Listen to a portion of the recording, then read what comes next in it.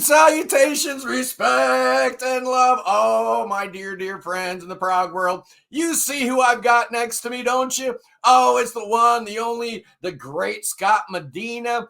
How you doing, Scot? Oh man, we're feeling good today. It's a good yes day. It's a good Genesis day, and this has been a long time coming. It has. And, just for my long-term listeners my long-suffering listeners who have been baited and promised this episode for some time, I apologize. I had some kind of a scheduling conflict. And then before you know it, the great Scot Medina is off on a boat, sailing the high seas, sailing the Caribbean with all your favorite proggers.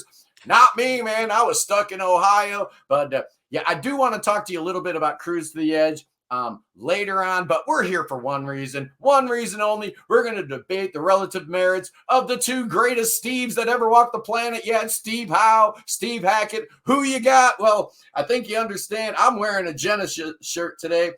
It looks like you got a yes shirt on, so I think we know where the line is drawn. I'm pro Hackett today. Scot is going to be pro Howe. I'm pro Howe. You're pro Howe. I love it. I love it. Both of these guys are in the Hall of Fame, Scot. Which is really cool because a lot of my favorite guitarists are not. Yeah, David Gilmour's in there. Frank Zappa's in there. But, it doesn't look like Robert Fripp is ever going to make the Hall of Fame. So we should be very, very thankful that those two guys are actually in there. You try to compare and contrast these guys. And as a kid, I was always fascinated by the parallels between Yes and Genesis, right? I mean, and then you had the whole thing. Steve comes in on the third album in 1971. The parallels were just really odd and striking. Mm-hmm. Even though Steve is like what? He's like 3 years older. Steve Howe's like 3 years older than Steve Hackett, which I did not know. I kind of figured they were the same age. Mm-hmm. But Howe is a little bit older. Yeah, they both joined their bands in 1970. In time for the third album, and they changed both of those bands completely. There's just absolutely no comparison to what those bands were like before the Steves joined. But you were good enough to kind of break down a few different areas that we can go over. So I'm kind of going with your format here, Scot. But the first thing you had, I'm going out of order, but both these guys are really great electric guitar players and acoustic guitar players.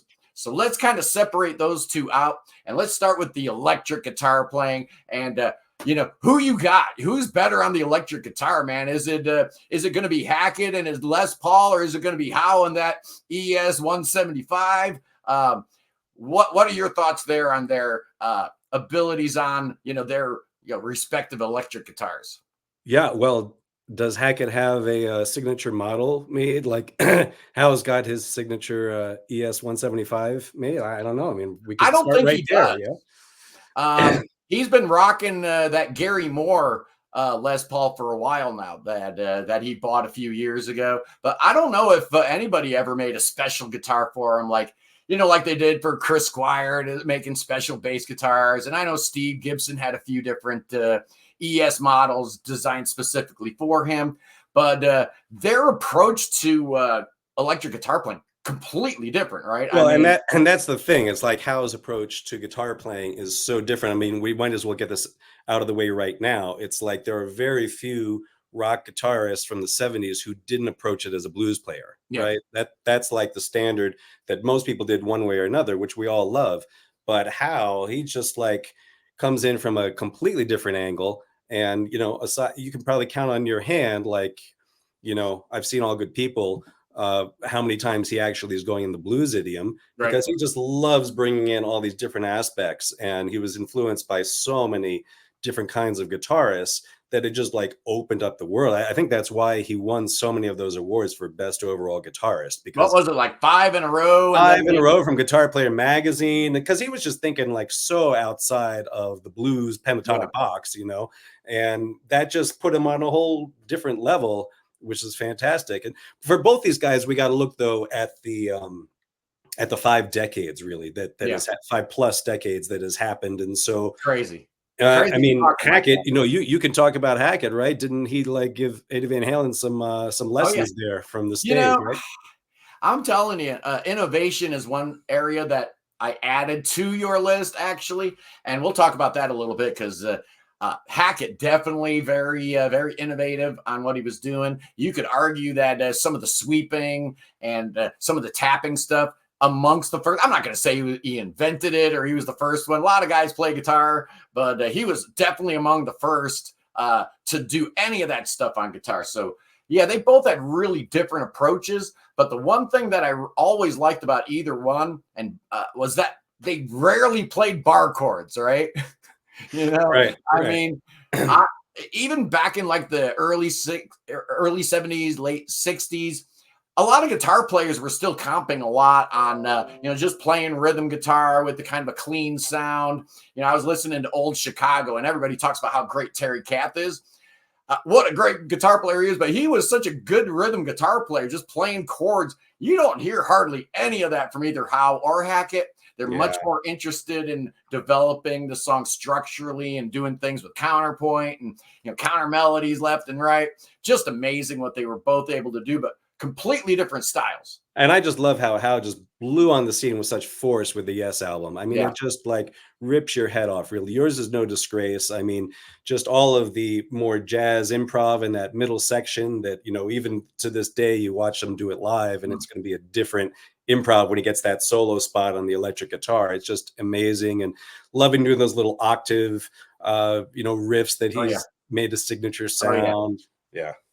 Yeah, it's interesting you mentioned yours is no disgrace is kind of like a mission statement, and that's got Howe all over it, right? I mean, he's just the arpeggios he's doing.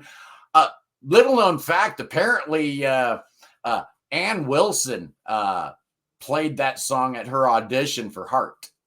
Nice. Which I don't even know she needed to audition. Her sister was already the singer, right? But apparently that was a song that she played for the rest of the band. They're like, you got the gig. It's all good.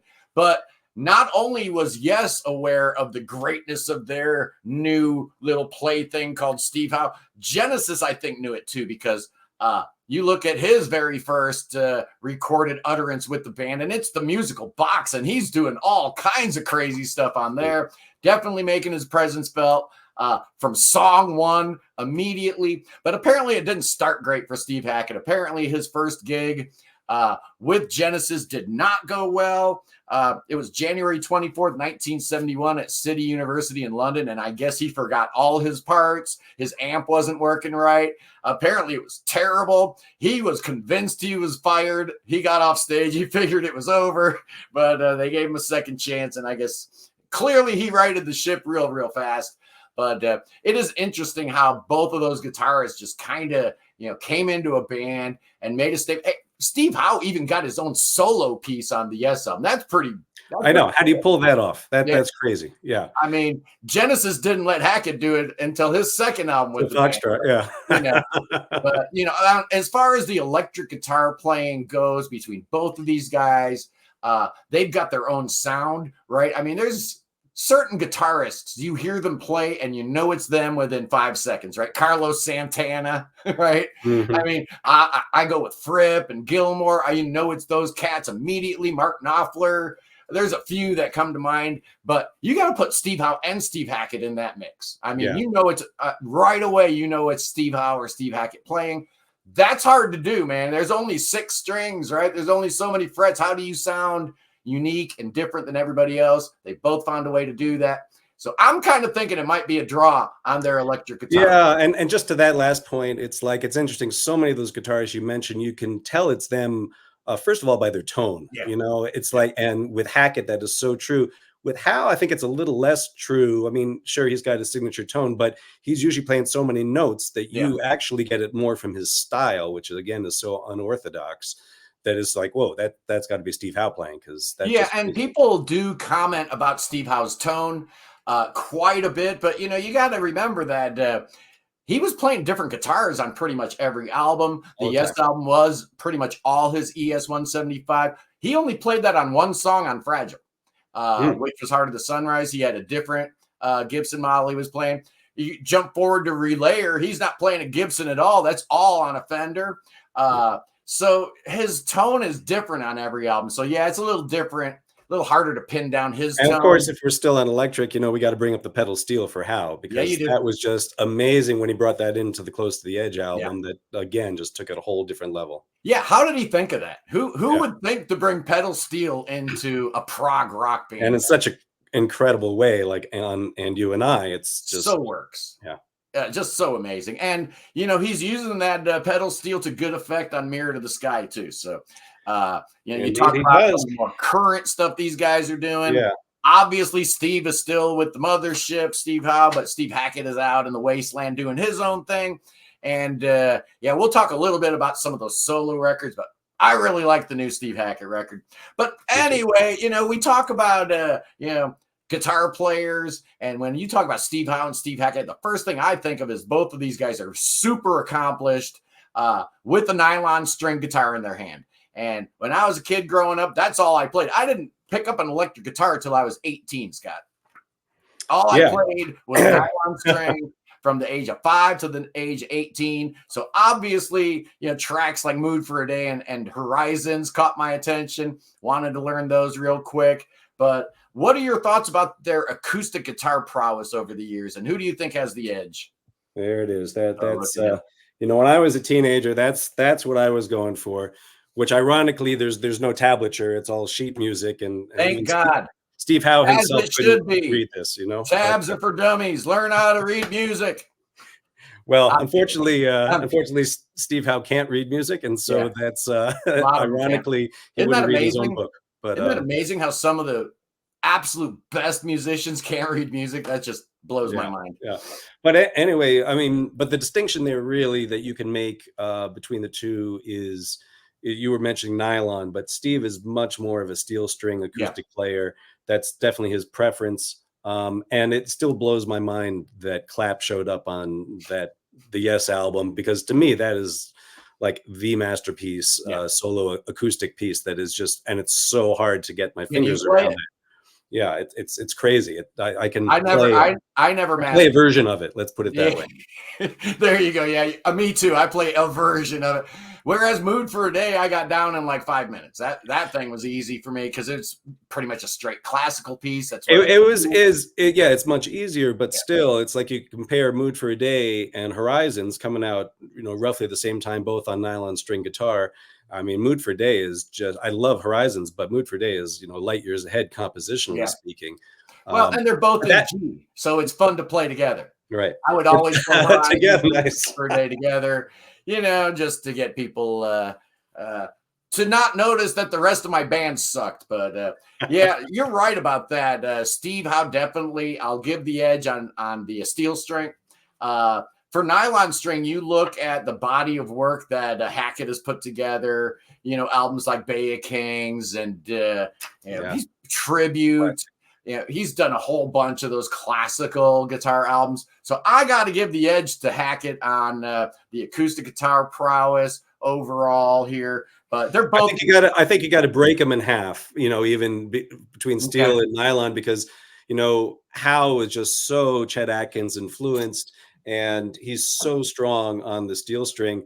But that to my point, that's interesting because, Mood for a Day on the nylon string was, I think, a much stronger composition than Horizons. But within a decade, Hackett just went, starting with Bay of Kings. And then you mentioned the Tribute album, which is, much more recent. But he is like a top echelon classical guitar player, which is he's not a joke.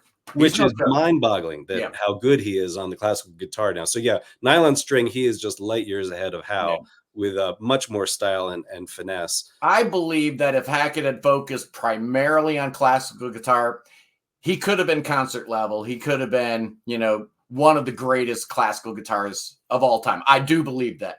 But you got to be so dedicated to that one craft, and never pick up an electric guitar. You got to be doing all that stuff. You know how it is. But so what we're probably talking about is another tie. Oh boy. I see the writing on the wall here already, Scott. Well, the next area we're going to delve into is innovation and what these guys did to move the needle, push the envelope, challenge the norms of what a guitar player was supposed to be and how he was supposed to play. And I contend that both of these guys were extremely innovative. And I'm going to talk about Hackett a little bit and just how amazingly innovative he was. And yeah, we talked about some of the technical stuff, like, Eddie Van Halen learned how to tap from Steve Hackett. I don't know if that's true or not, but it is absolutely true that he was tapping before Eddie Van Halen. You can connect the dots if you want. And then you talk about all the sweeping and legato stuff that he was doing. Way back in the early 70s, man, Yngwie Malmsteen was in diapers when Steve Hackett was doing this stuff. So as far as innovation goes, I just love what Steve brought to Genesis. Just the idea that a guitar player could attack and approach a song in a totally different way. And you see all these neo-prog bands now. Everybody wants to do like Hackett, right? Every band I hear, I listen to the guitar player. I'm like, man, that dude's got a Hackett Jones, man. Right. Serious Hackett Jones. I don't hear nearly as much Howe influence in a lot of these modern bands, although you do it from time to time. But as far as why that is, Scott? You know why that is? No, I do not.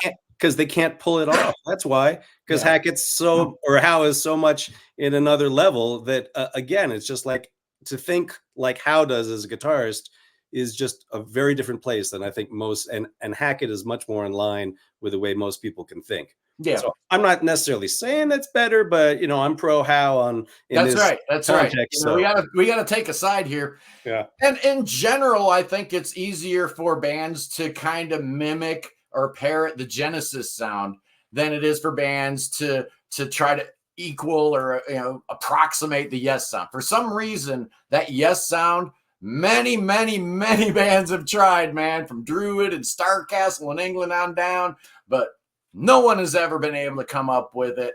The closest I can hear is maybe Wobbler, where they got a little bit of that Yes magic. They kind of figured out the Yes formula a little bit, but I hear a lot of Genesis influenced bands, and a lot of them are really, really good, but it seems like the Yes influenced bands in general are not that good. And part of that, going back to this subject that we're on of innovation right now, I think Yes overall, and this is getting in another podcast here, but I think Yes is just a more innovative band because those albums change so dramatically from album to album. Yes album to Fragile to Close to the Edge. You go to Relayer, you go to Drama. I mean, there's like huge seismic changes, even with essentially the same lineup in the band. It's remarkable. So how do you sound like a band that is changing that much like a chameleon? That's a good point, and maybe perhaps some of that can be explained by the fact that besides people leaving Genesis,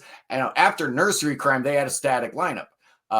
You had two dudes leave, but no one was added, so you did have kind of a static songwriting team. Whereas in Yes, new people were coming in. There was new blood. Waitman leaves, Mraz comes in, then you got the whole drama thing. So there's always change. And it seemed like Yes was always open to the new members of the band actually participating in the songwriting. Whereas with Genesis, it was just, those three guys, and it was just a wall you couldn't get through. Hackett couldn't get through it. So he got tired of it and said, you know what? I'm sick and tired of talking to that brick wall named Tony Banks. I'm going to go do my own thing. But as far as innovation goes, Steve Howe with all those different styles and whatnot. And you mentioned the pedal steel. I don't think I'd ever heard that like in a regular rock band before. So, oh boy, we're talking about another tie here. Yeah, look at. Yeah, is that from Beginnings? Or this is from the Steve Howe album, but this could be true on some Yes albums too. Yeah. I'm gonna advocate the edge goes to Howe and innovation myself, just for the sheer number of colors and textures and tones of all these different stringed instruments that he brings into it. Yeah, he brought more color. You're right. I mean, Hackett was just a little bit more monochromatic. He didn't have quite as many tools in his toolbox, I don't think. And I think he wanted it that way because what Hackett does is so precise. I was talking to him when I interviewed him. We talked for about like 10 or 15 minutes before we went on. And one of the things I was talking about was his tone. And he's like, man, that sustained tone that he does, it just is so natural for him. But that didn't come by accident, man. That's hours and hours and hours and hours. So Yeah, there's innovation on both sides, but I hear you about Steve Howe there. So I might be inclined to maybe give you the nod here, but man, oh man, Hackett was tapping before Eddie. How can you put Howe ahead? And we touched on this a little bit, and it's another category I came up with, and that's the overall diversity of their sound, which is different than innovation. But we talked about it and we touched on it a little bit here. And just how diverse a sound Steve Howe is. I'm definitely giving you this one. All right. Because Hackett did keep it tight. His sound. I would just listen to Jim Newstead was going through The Lamb Lies Down on Broadway on his channel, so I was listening to it again, pretending I'd never heard it before. And yeah, Hackett kind of sounds the same all the way through the album. So. And he sounds so good too. And just perfect. Yeah. Why would you change a thing, right?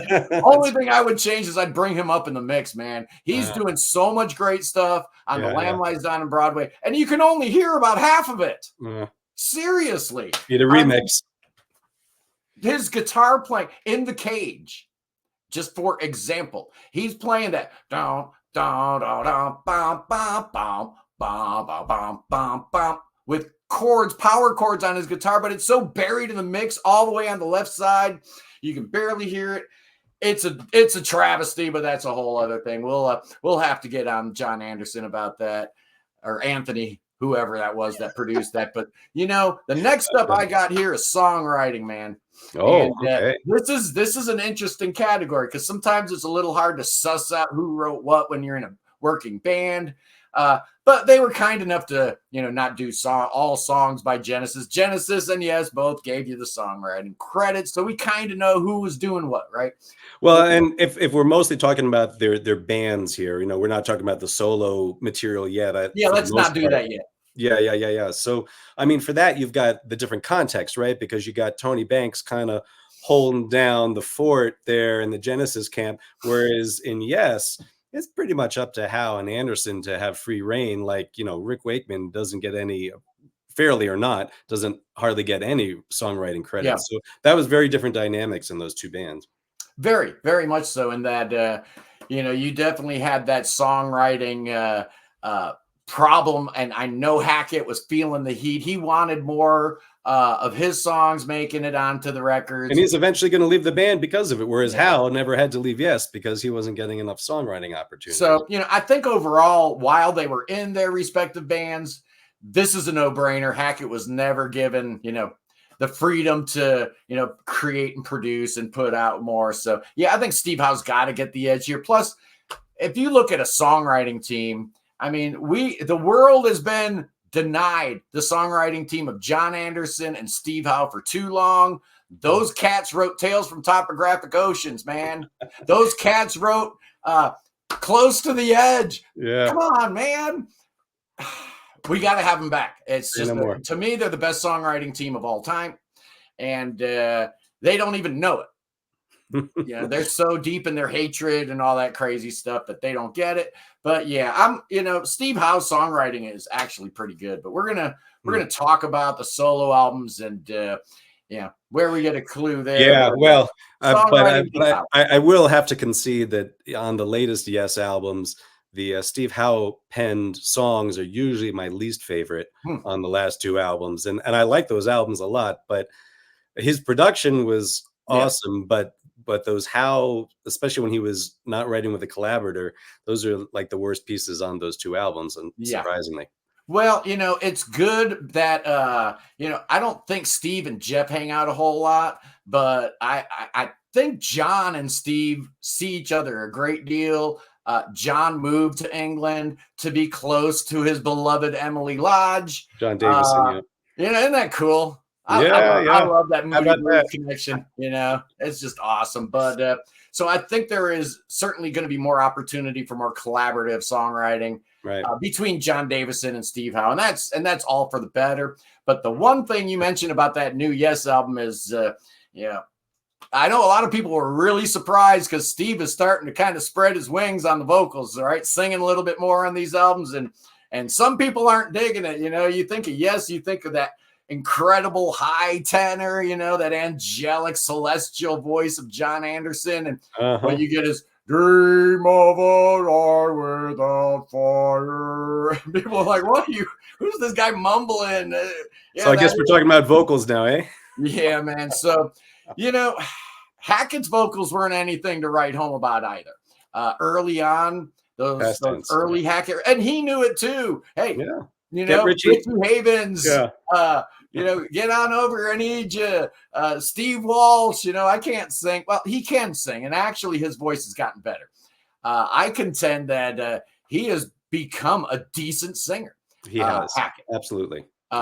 Whereas I didn't think that was going to ever happen, because to me, some of the weakest parts about Steve Hackett's albums have been the vocals, right? So I've always preferred the instrumental tracks, but these last couple records, I think I asked him off camera if he'd taken vocal lessons, and I think he got offended. Oh, man. I don't think he liked that one too much. But you started that before the interview, huh? He sounds better to me. And he's been great on his last run of solo albums. I think he's doing really well. I mean, no one will say he is a great singer, but he's definitely a good singer. Yeah, he's in the good category now. And I think one thing that really surprised a lot of people is the GTR big hit, When the Heart Rules the Mind. And we can talk about GTR a little later on, but he reprised that song. There it is. He reprised that song maybe about 5-6 years ago during its anniversary, and started performing it live. And I think even released it as a new single. And it blew a lot of people's minds that he was singing lead vocals and doing the Max Bacon part, and he sounded good. Yeah, like he sounded convincing. And so I think that started turning a lot of heads, like, oh wow, this guy is a decent singer these days. That said, I still want more Nad Sylvan singing on Steve Hackett solo records. So if you're listening, Mr. Hackett, keep that in mind. We love Nad. You're not allowed to ever fire Nad Sylvan. That guy's awesome. Clearly, the edge on vocals goes to Hackett here. Clearly, but I will say that Howe gets good improvement marks, because if you look at his last solo CD, Love Is, good call, and he did take vocal lessons in the past decade, and he really has greatly improved, and that is kind of cool on that solo album, because he sings lead and he has John Davison sing harmony backup vocals as a nice little switch, and it really works. I mean, it's as good as I've ever heard Steve Howe sound. He still, in my opinion, should never be singing lead on a Yes song. Like, he started that with Abilene, and he still is doing it on some of the more recent albums, and it just should never happen. Yeah, doesn't need to sing lead. The backing vocals are enough. Absolutely, but now we are going to delve into how these guys dealt with the other members of their band, right? While they were in the band, how did they blend in? How did they fit in? How did they augment the band? Did they make the band they were in better? Did they make the band they were in worse? With Hackett, we can kind of just look at Genesis and GTR. With Howe, you can add Asia into the mix and, kind of calculate who's a better team player. Who do you want to be on the team with, right? Who's better in the locker room? Who's better on the road? Who do you want to go on tour with? Who do you want to stay in a band with? And, that's probably inside information, but we're talking about Yes and Genesis here. So there are no secrets. We know, we've heard it all. All the stories are out there. And I'm going to contend that, even though Steve Hackett was a little crybaby about his songs not getting on records, I'll contend that overall he was a very, very good team player. He did what he was told. Sit down in that chair, right? Hide behind the long hair and the beard and the glasses. You have no personality, man. You're just the hired gun. He turned that into something a whole lot more. I think Steve Hackett's a great team player. I think Steve Howe, on the other hand, kind of likes to run the show. Well, yeah, and I think Steve Howe, I think all those awards and everything, accolades he's gotten over the decades have certainly not gone unnoticed to his egoic sense. And so there's no question that Howe is harder to work with in a band. That I think he probably was a lot easier in the early 70s. Yeah. But as things progressed, and that quickly changed. And of course, right now we can see where it is. Yeah. You know, a certain Mr. Anderson is not going to be rejoining the band No, at he's not. Howe's discretion, maybe for good reasons, but you know, Oh, there's good reasons. it's We Howe's don't call. hear everything, but we hear enough. Where there's smoke, there's fire. And if you hear the same rumor 20 times, I tend to believe it. And let's just put it this way: Hackett is never going to kick you in the head for being a lighting guy who's lighting you up on stage in the wrong way. yeah. Whereas Howe, you kind of want to be careful with. Yeah, well, you know how it is when you get a little bit of success, right? It starts going to your head, and you say, "Oh, wait a second, I'm talking about myself now." Oh, wait a second, we're supposed to be talking about Steve Howe and Steve Hackett. Next up, I want to talk about their relative importance to their band's legacy, and it's interesting because Steve Hackett has not been in the band or associated with the band since 1977. Yet he's the one that's been holding the flame, keeping the torch burning bright, all the great Genesis Revisited stuff. Whereas, Howe is now the undisputed leader of Yes. So who was more important to the band's overall legacy?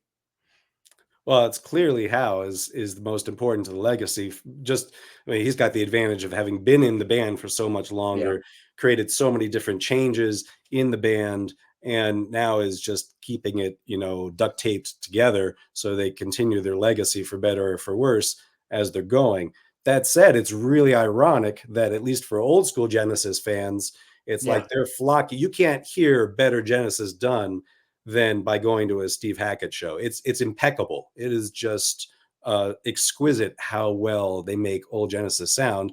But ironically, a lot of just normal non-prog people who enjoy Genesis wouldn't know a single song on that set list. Oh yeah, and that band Steve Hackett's put together, man, just ridiculous. Whether it's Craig Blundell or Nick DiVirgilio on drums and Jonas Reingold on bass, just an all-star cast. Amanda Lehman, just ridiculous. Yeah, and I think you kind of do have to give the edge again to Steve Howe on this one.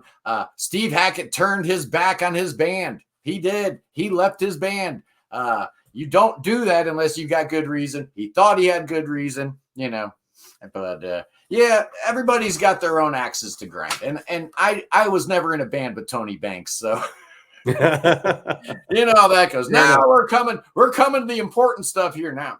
And this is where we're going to separate the men from the boys here, Scott, the solo careers of these two cats. I think this is where the rubber meets the road. We're going to be able to make some sense of this. Who's better, Hackett or Howe, by going through their solo discography. And I, for one, I think those first 4 Steve Hackett albums are pretty much unimpeachable. I love everything about all 4 of them. I might even think Please Don't Touch is the best of the 4, actually. That's what a weirdo I am, or what a big Steve Walsh fan I am. Yeah. I don't get as excited about the Steve Howe solo albums. What's your take on his solo career overall? Yeah, well, again, we've got different contexts. Hackett left his band to forge his solo career. Focused solely on it, yeah. He's got a much bigger discography because of that. And but yeah, I got to give you the tip of the hat here to Mr. Hackett for certainly the first win. Yeah, certainly for the first 4 for the first 4. And I know not every old school Hackett fan loves the stuff he's done in the past decade, but I really do, and I know you do too. And I'm blown away really by his just proficiency and how amazing he continues to be, whether he's doing the acoustic classical stuff or just searing heavy, hard-hitting rock stuff. It's really impressive. But I just do want to give a shout out for Mr. Howe, because this is one of my favorite albums of all time, the Steve Howe album. It's just brilliant, and really won me over. Thank you so much. Yep, there it is. I've got the original cover. Yeah, the one with the dead guy swimming. Yeah, they took the naked thing out. Yeah. I don't even know what that was supposed to be. Yeah, and there's another brilliant one here, the Turbulence with Bill. I love Turbulence. Drums. Yeah, I love that album. So Howe definitely had you got a pretty good drummer on that album too. Exactly. So Howe had some good moments there, and there's so many exquisite pieces of work on the Steve Howe album that to me is just tops. but I mean, come on, there's no arguing across the longevity of their solo careers. Hackett is by far uh, ahead on Yeah. that, without Yeah, a I doubt. think that's pretty much that's pretty obvious to most folks. But I am just gonna throw in. You mentioned it. Love is what a great record. I love Yep, it's Steve a good singing. moment. Lead vocals. John singing backup vocals. Kind of works really well, and I feel that partnership really started gaining momentum with that solo album. And Mirror to the Sky was the absolute beneficiary of that working partnership. And And maybe the I'm really next, excited for the next album. I I really was am. about to say, maybe the next Yes album will take that even further, and I we'll hope like so, that man. the most. Well, they're listening. They're paying attention. The fans have been saying, I don't want 3-minute songs from Yes. And they listened, and a lot of bands don't listen to their fans. So we're going to do whatever we want, as they should. But at the same time, if you're a working musician and you like eating, perhaps you should pay attention to what your fans want. The final thing I got on my list here, Scott, is how each of these artists have survived the scars and the ages of old age is going to definitely affect us all, and who has come out of their old age better. Obviously, I think it's Hackett. I think Steve Howe's really lost some of the speed and some of the dexterity And some of the pounds. yeah Yeah. yeah yeah Yeah. I yeah he mean, looks a little different. yeah, I mean, Howe is just, disappearing through his macrobiotic diet, but Yeah. it's also, I mean, it served him well. I mean, for 50 years he's been vegetarian or vegan, and it's just unbelievable. But yeah, I mean, I just saw Steve Hackett on the cruise a couple weeks ago, and I mean, he continues to be. I think we have to mention just the camaraderie, the friendly, collaborative mindset that Hackett has, Yeah. and I think we do need, like, even when I mentioned that when the heart rules the mind, when he performed that on Cruise to the Edge, Howe was on that same ship, and I asked Steve Hackett, I said, I was hoping Steve Howe would Yeah, join right. you on stage for that. Yeah. Did you try? And Steve said, yeah, he had put an invitation Yeah. out to Howe, and Steve, in his very kind, diplomatic way, said, maybe I asked him too late. Maybe I didn't give him enough notice for that, There you go. which essentially means Howe turned him down. Yeah. And Basically. And I, I Hackett's just think being a I think that's diplomat. emblematic. Just like Steve Hackett is so friendly, Yeah. so warm and opening, and like whether it's fans or other musicians, always has time to talk to people, and it's just it's very different. Whereas Yeah. Steve Howe does, to his credit, does have some good moments. I've heard Right. so many different stories of I've fans heard who have met stories, Steve man. Howe, and you'll hear Oh, some yeah. people who say, I shared a whole meal with him, Yeah. chatting about things, and then you'll have other people, have a very different experience. Last time I met Steve was at a meet and greet, and I was last in line. And the yellow bus was right there. The tour, that yellow Yes bus was right there. You could see it. He keeps looking at it, man. I know what he wants to do. He wants to get as far away from me as possible. But to his credit, he spent like a half an hour with me. Wow. And there was nobody else around. Everybody had gone. Jeff was gone. John had taken off. Everybody was inside the yellow bus. But Steve stuck around and talked to me for almost a half an hour. And I really appreciate that. I know he has bad days where he likes to yell and scream at people and go all John Cougar Mellencamp on people and whatnot. But he's got his good days too. Cause to talk to a nobody like me for a half an hour absolutely made my day. You talked a little bit about your experience on the boat, seeing Steve Hackett and whatnot. I know you just got off a Cruise to the Edge. You got any other memories you want to share with us? Oh, before we hit that though, I do want to, I think we just have to say for a moment about the GTR experience, because we're talking about Hackett and Howe, and this was the one time that fate had it, that they came together in a band. Which, you're right. We should probably talk a little bit about this thing. And I and I know you don't love it, and probably a lot of people, a lot of other people don't. But I wish that we had even more time with Hackett and Howe together in some form. Yeah. And for anyone who saw the tour, though, what was a real treat, maybe the best part of the whole show, was the opening act of GTR, which was both Steves doing acoustic sets. I heard about that. And that was just so delightful. And I think they played together a little bit as well, but you really got that taste of that steel and the nylon string, which was beautiful. And it's nice to see them both have some commercial success for a moment. It's too bad that Jeff Downes produced the thing and it had such an electronic, production, ironically, with no keyboards being triggered. They all were being triggered by the guitars and such. It was the time, it has that certain sound, doesn't it? And I do like the single and honestly, if it were, produced a little differently, I'd probably like it a lot better. But, anything with Jonathan Mover on drums isn't going to be, all bad, right? Oh, yeah. And Phil Spalding was fantastic on bass. Yeah. Phil Spalding, Good band. That was a good band. I bet they were pretty decent live. Oh, it was fantastic. And they did, some solo sets. So I actually got to hear Penance, which is on this album. They did that live, and Spectral Mornings. Yeah, it was really cool. Yeah, that's awesome.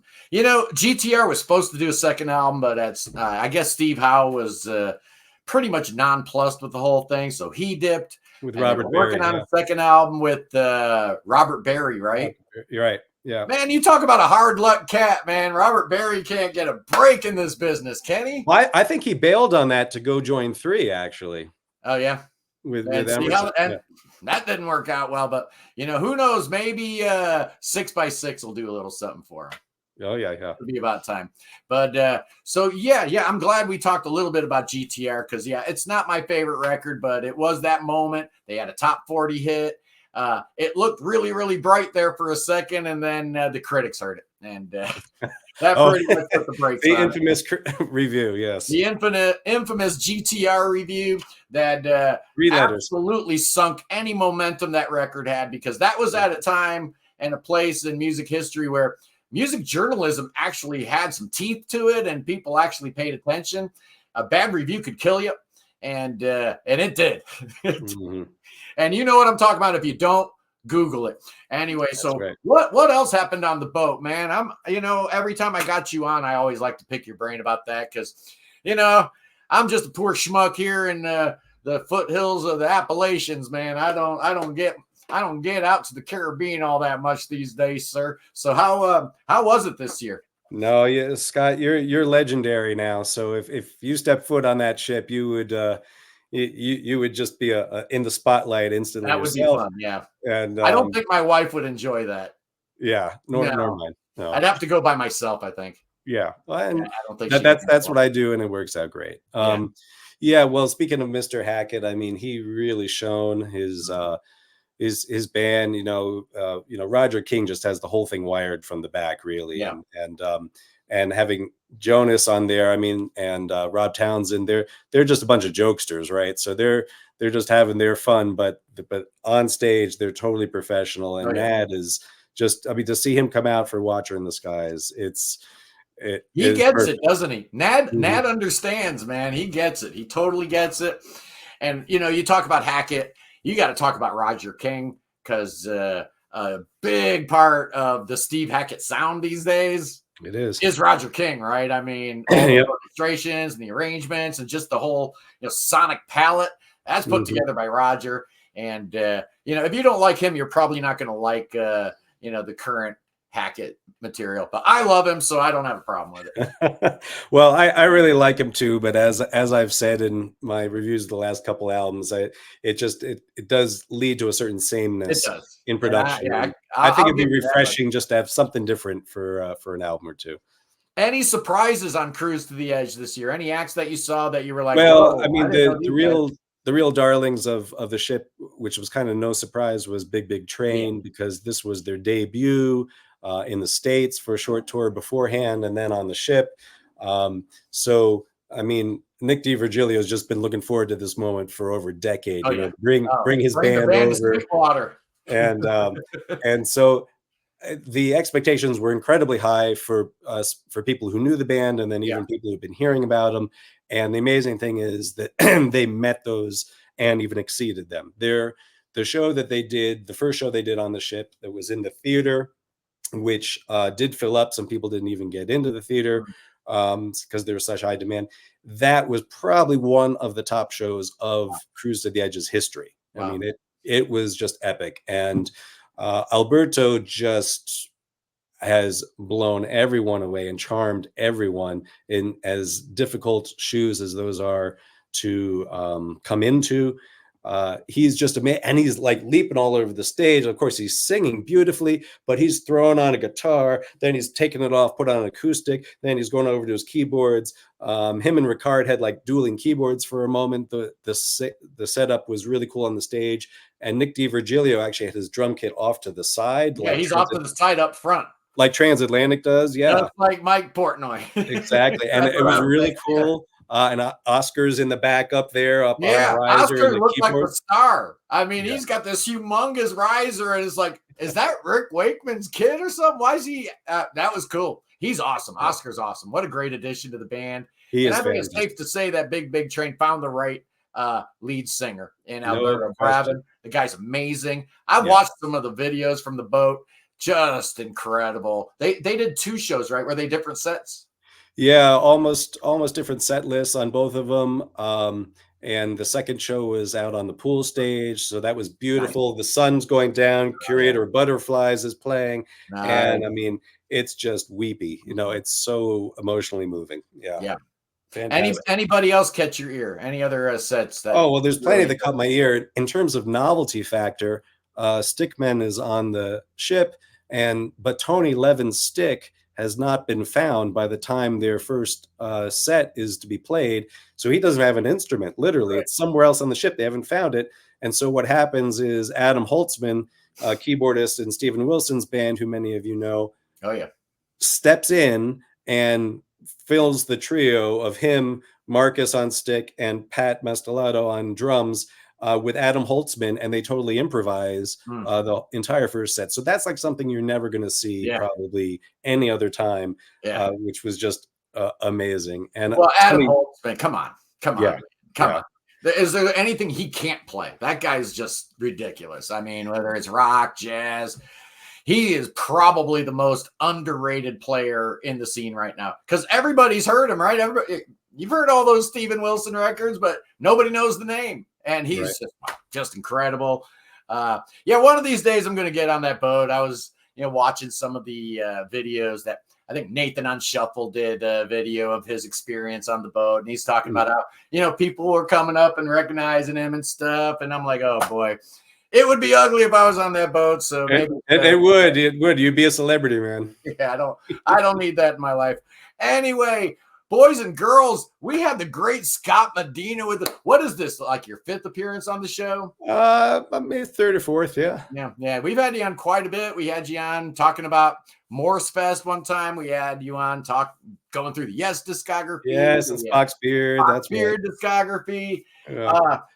So what are you working on now? What are you doing over at Sonic Perspectives? You got some new content you're going to be ready to drop, some new albums? Yeah, well, really just after having gotten over the cruise, it's just been like so full on. It's actually just taken some time off to just breathe in some more new things. But we've got some good releases coming up that I'm looking forward to. Definitely. There's some good stuff out there. Ladies and gentlemen, the one and only Scot Medina in the house. Thank you, Scott. Thanks for inviting me to the Prague Corner. This place is amazing. Howe versus Hackett, the 2 greatest guitar players of all time.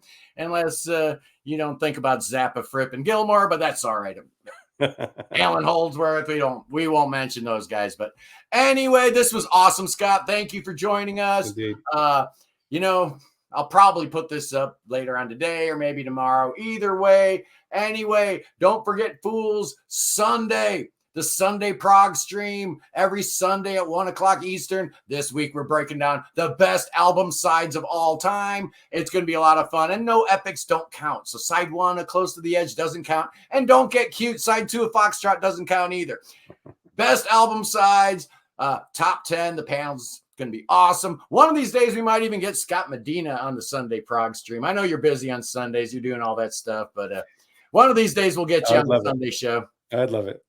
Cool. Scot Medina, everybody. Have a great day. Peace in the Middle East. God save the king. I'll see you punks later. Peace.